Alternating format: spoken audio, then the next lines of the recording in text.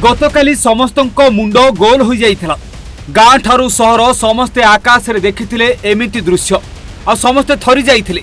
किए भाबुथिला युद्ध समय ओडिशा को क्यों देश मिसाइल माड़ करदेला तो किए भाबुथिला महाकाश रु ओडिशा को खसी आसिला किछि ना मिसाइल ना क्षेपणास्त्र केही किछि बुझी पारु नथिले।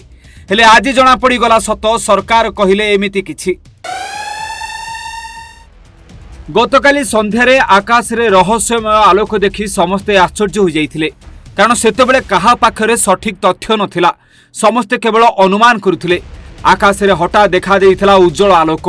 ओडिशार विभिन्न अंचलरू लोके एहाकु देखि डरी जाइथिले। प्राय संध्या 6टा समय रे एभली दृश्य देखि लोकमाने चिंतारे पड़िथिले जे प्रकृति रे एहा कोन, कारण आलोकर रास्ता रे धुआंर दाग रहिथिला।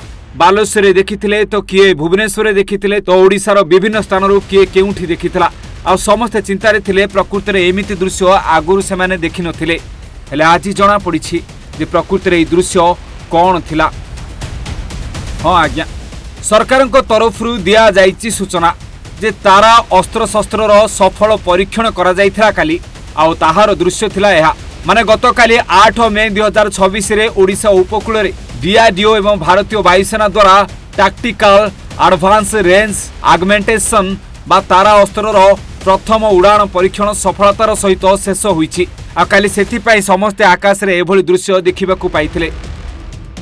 यह भारतर प्रथम स्वदेशी ग्लाइड वेपन सिस्टम। तेबे तारा साधारण हार्डवेयर गुडी को सूक्ष्म भावे लक्ष्यभेद करि पारुथबा प्रिसिजन गाइडेड अस्त्र रे परिणत करिथाए। ई सफलता भारतर स्वदेशी प्रतिरक्षा क्षमता को वृद्धि करने सह आत्मनिर्भर भारत अभियान को अधिक शक्तिशाली करिछि बोली कुहा जाइछि।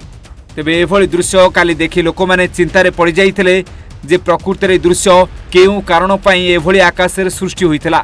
आ आज जना पड़िछि तारा अस्त्र शस्त्रर एभली सफल परीक्षण गतकाली करा जाइथिला। Bureau report, Odisha Bhaskar.